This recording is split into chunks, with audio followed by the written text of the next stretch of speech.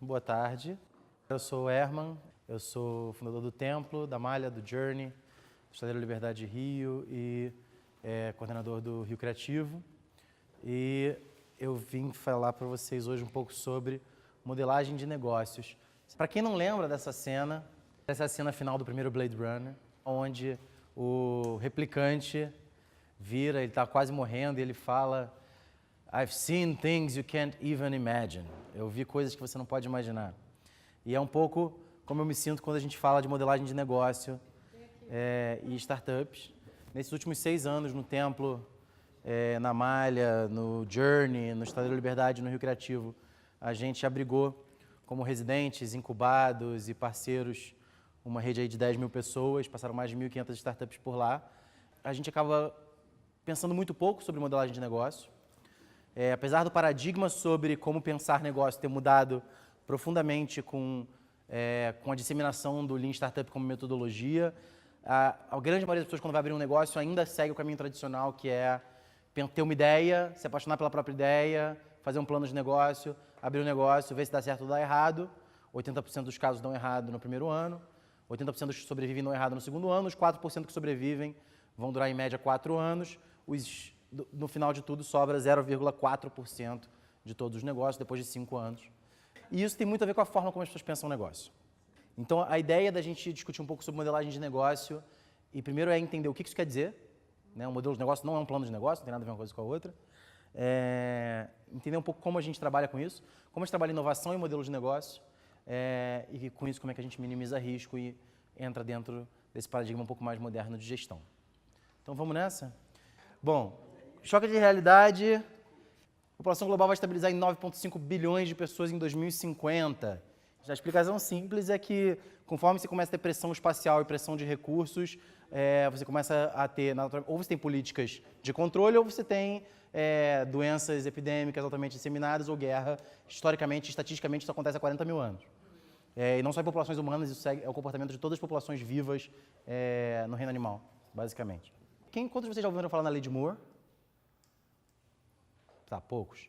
A Lei de Moore diz o seguinte: a cada ano, o poder computacional que você consegue produzir com o mesmo preço dobra em torno de cada 2 anos.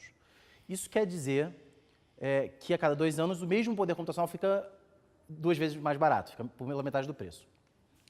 O que isso quer dizer para a gente em termos de quase todos os tipos de tecnologia? Quer dizer que a tecnologia evolui exponencialmente e não linearmente. Todo mundo já ouviu essa frase, quase nunca a gente para pensar o que isso quer dizer de verdade, né?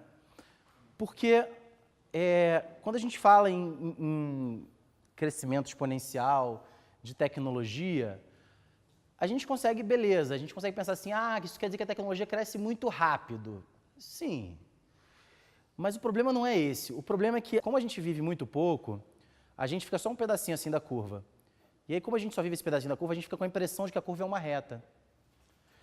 E aí, quando a gente projeta o que vai acontecer no futuro, a gente acha que a gente vai chegar aqui, quando na verdade a gente vai chegar aqui. O problema disso é, a gente é péssimo em fazer previsões, né? E é por isso que eu não acredito em uma abordagem futurista. Mas depois, porque a curva exponencial ela é um pouco como uma Kombi sem freio descendo a serra. Ela começa bem devagarinho, ela vai ficando rápida e daqui a pouco ninguém mais para. E é isso que a gente começa a ver. Então a gente está nesse início da aceleração da curva, né? Um momento de crescimento dessa derivada aí, para quem é das exatas. E a gente começa a ver umas coisas que começam a assustar a gente. Então, se por um lado o Yuri Gagarin, que foi o primeiro homem a ir para o espaço, nasceu na Sibéria, o pai dele nunca tinha visto energia elétrica, né? Ele foi o primeiro ser humano a ir para o espaço. Hoje a gente pode ter coisas bem mais bizarras do que isso acontecendo, porque se você nasceu antes de 2007, você lembra do mundo sem smartphone. Né? Se você nasceu antes de 1994, para 98% da população, você lembra do mundo sem internet. Há 3 anos atrás, ninguém falava em automação de larga escala por inteligência artificial para 40% dos empregos da humanidade, e hoje isso é uma probabilidade alta. Então, quando a gente começa negócios hoje, a gente tem que pensar um pouquinho nisso. Por outro lado, a web, como a gente conhece, não só como a gente conhece, né? O protocolo do Berners-Lee, www, tem um pouco mais de 6 mil dias. É muito pouco, né? A internet é uma criança. E isso quer dizer que a gente sabe muito pouco sobre ela e muito pouco sobre como ela vai se comportar nos próximos anos. Mas uma coisa é fato. A primeira coisa que é fato sobre ela é a internet, como a gente conhece hoje, ela é um empilhado de coisas diferentes. Então, você tinha essa internet que era lá, a internet dos protocolos www, que te permitia entrar em sites e hiperlinkar coisas. Isso foi uma revolução de informação, né? Que a junção da troca de conhecimento acadêmica com a troca de informação militar permitiu a gente juntar esses protocolos. E aí tinham várias redes com vários protocolos diferentes por um tempinho ali no final dos anos 80 e início dos anos 90, várias coisas acontecendo ao mesmo tempo, até que esse protocolo prevaleceu, se reuniu e foi implantado no mundo todo. E essa foi a primeira camada. E aí veio uma camada social, das redes sociais, e aí veio uma camada cloud, da nuvem, e aí veio uma camada da internet das coisas, dos objetos conectados, né? Há 4 anos atrás a gente falava internet das coisas, o povo falava assim, quê? Minha geladeira vai se conectar à internet? Vai. Agora a gente acha normal ter objetos conectados à internet. A gente acha isso uma coisa da sua televisão, né? Qualquer loja que você entra tem uma Smart TV, televisão conectada à internet, entre vários outros objetos e aparelhos que se conectam e conversam com outros aparelhos. Depois dessa, a gente começou a ver agora, nos últimos anos, a internet das pessoas, a internet biológica, wetware, mas não é disso que a gente vai falar hoje. E como eu falei hoje de manhã também, a idade média das 500 maiores empresas do mundo caiu de 75 anos em 1937 para 15 anos em 2011. Falei rápido, mas está escrito, você pode ler. Isso quer dizer que a mais da metade das maiores empresas do mundo daqui a 10 anos não existe ainda hoje. Ou seja, mais da metade daquelas que serão as maiores empresas do mundo daqui a 10 anos ainda não foi criada. A velocidade média ocidental da internet, que em 2016 é 100 mega, e só é 100 mega porque a média que distou aqui é Estados Unidos e Europa, porque no Brasil essa velocidade oficial é de 20 mega, dos quais eles já são obrigados por lei a entregar 2 mega. Né? Então, a gente está sabendo que não é bem assim. Mas essa é a velocidade média da internet no Ocidente em 2016. Como a curva é exponencial, em 2035, essa velocidade não vai ser de 100 mega, não, ela vai ser de 100 giga. O que quer dizer 100 giga? 100 giga quer dizer instantâneo, para qualquer coisa. É isso que quer dizer 100 giga. Quer dizer live instantâneo. Mas mais importante do que isso, quer dizer que nos lugares onde você não vai, fora dos Estados Unidos e da Europa, ainda assim você vai ter uma velocidade suficiente para permitir a educação digital, a comunicação instantânea, etc.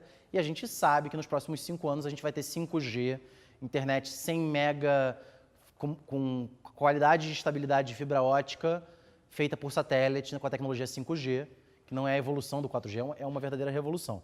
O Brasil está um pouco atrasado no 5G, mas vai chegar. Quem me ajuda? O que é inovação? É criatividade que gera valor. Muito obrigado. É importante lembrar disso, porque criatividade é a capacidade de ter novas ideias. Inovação precisa de mercado, precisa de demanda, precisa gerar valor. Só que quando eu falo isso, as pessoas associam valor, em geral, a dinheiro, que é verdade, mas não é a única forma de valor que a gente conhece. Então, para ter valor tem que ter mercado, para ter mercado tem que ter demanda, para ter demanda tem que ter uma oportunidade. O que é demanda? Bom, o conceito econômico de demanda, qualquer manual de macroeconomia que você abrir, vai dizer que é necessidade mais vontade de comprar, mais a capacidade financeira de exercer a compra de fato.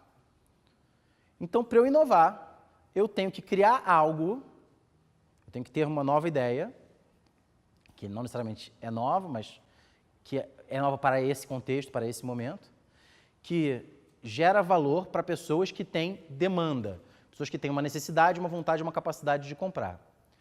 Por isso é que é muito mais difícil gerar valor com tecnologia do que com uma inovação em modelo de negócios. Certo? Muitas vezes a gente associa a ideia de inovação à ideia de tecnologia, mas não necessariamente isso é verdade. Tendo dito isso, quando a gente fala de inovação, as pessoas pensam no mito da epifania, né? Naquela imagem do Newton sentado debaixo da árvore, a maçã cai na cabeça dele e ele fala, descobri a gravidade. E não foi bem assim, né? O início do tratado diz, I'm standing on the shoulder of giants. Eu estou de pé no ombro de gigantes. todo mundo que veio antes dele, todo mundo que estava fazendo aquela pesquisa, o que ele fez foi juntar tudo aquilo, né? Einstein, na relatividade geral, juntou uma série de conceitos e que foi verdadeiramente revolucionário. Poucas vezes na história da humanidade a gente viu alguma inovação tão revolucionária quanto foi a teoria da relatividade geral. Ainda assim, todos os elementos dela já estavam ali, já estavam criados, e o que ele fez foi misturar tudo isso do jeito certo para tirar um output que foi aquela equaçãozinha que todo mundo adora, todo mundo conhece, que relaciona energia, matéria e velocidade da luz.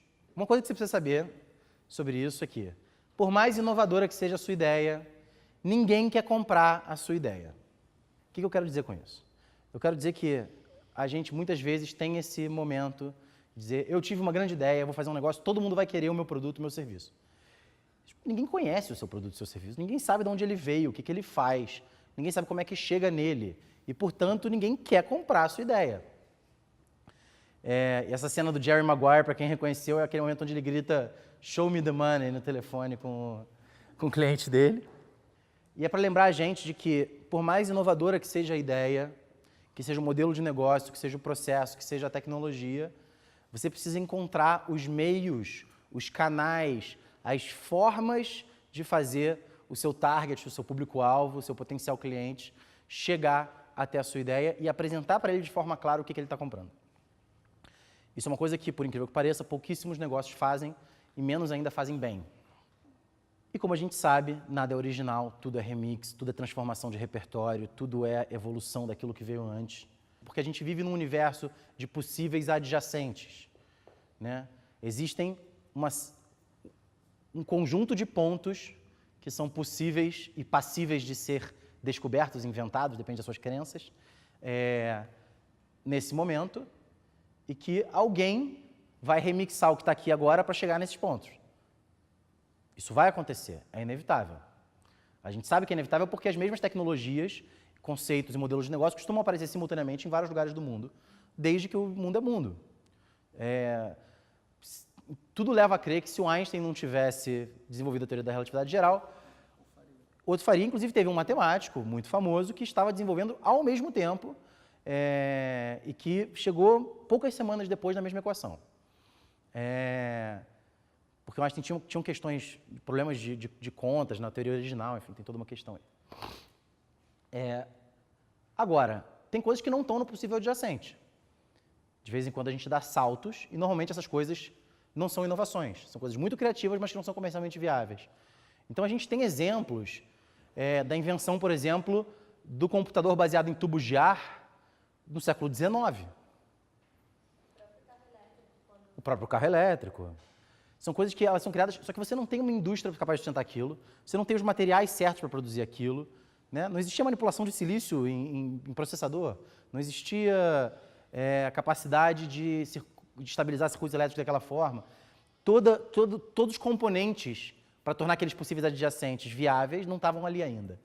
Então a inovação, a gente fala em inovação disruptiva, mas mesmo a inovação mais disruptiva precisa estar dentro do campo de possibilidade. E é claro que quando a gente quer estar numa corrida para alguma inovação específica, especialmente quando a gente fala de tecnologia, o que acontece muitas vezes é que você leva a indústria junto. Foi o que aconteceu com a corrida espacial americana e russa. Para produzir um negócio que não estava nos possíveis adjacentes, eles construíram uma indústria inteira. E aí, normalmente, isso são realmente iniciativas feitas por governos ou por articulações internacionais, porque elas exigem uma quantidade de capital e mobilização de cérebros que, naquele momento, nenhuma empresa seria capaz de fazer. Hoje, a gente tem algumas empresas, na verdade, a gente tem 6 ou 7 empresas no mundo que estão conseguindo fazer isso com as tecnologias que a gente conhece, como um grupo de tecnologias que a gente conhece como inteligência artificial e dados, né? A gente está vivendo essa revolução nesse momento, é uma corrida, como uma corrida espacial, e ela é empurrada por empresas que são tão grandes, mas tão grandes, que conseguem mobilizar uma quantidade de recursos e de pessoas que é fora do normal.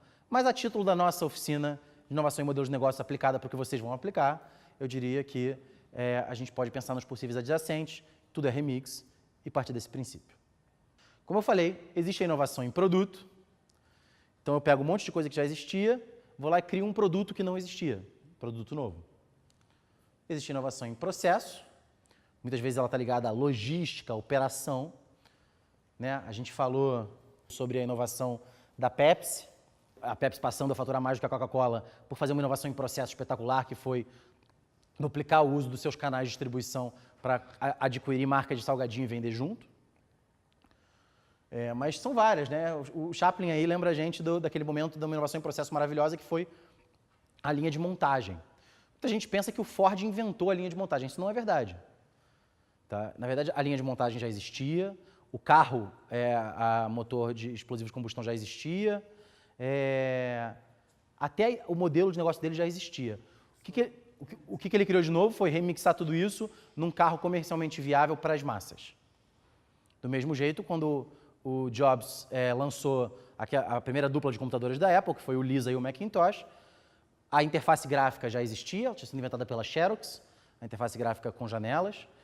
O computador como appliance, como eletrodoméstico já existia, era o Alto, e o mouse também já existia, era um produto interno também da Xerox. A interface de programação era do Atari. O que ele fez foi juntar tudo isso com essa ideia de que todo mundo deveria ter um computador em casa. A inovação tecnológica não é muito diferente, a gente junta elementos anteriores para alcançar novas formas técnicas de fazer as coisas. Eu deixo ela aqui quase no final porque é a primeira que a gente pensa sempre quando a gente fala em inovação e talvez seja a menos praticada, porque se é mais cara, mais lenta e não necessariamente aquela que dá mais resultados em negócios. A gente sabe que as patentes foram inventadas como uma forma de estimular as pessoas a desenvolver tecnologia, porque senão seria impossível competir entre o cara que desenvolveu a tecnologia e gastou um monte de dinheiro para isso e o outro que foi lá e copiou logo em seguida e não gastou nada. Por outro lado, elas viraram um bloqueio ao desenvolvimento tecnológico e tem todo um movimento open source, um movimento de código aberto que se opõe a isso de forma bastante veemente, o qual eu concordo com os princípios de forma bastante clara, mas não quero entrar nisso profundamente agora. E o que a gente está aqui para falar hoje principalmente que são as inovações em modelos de negócios.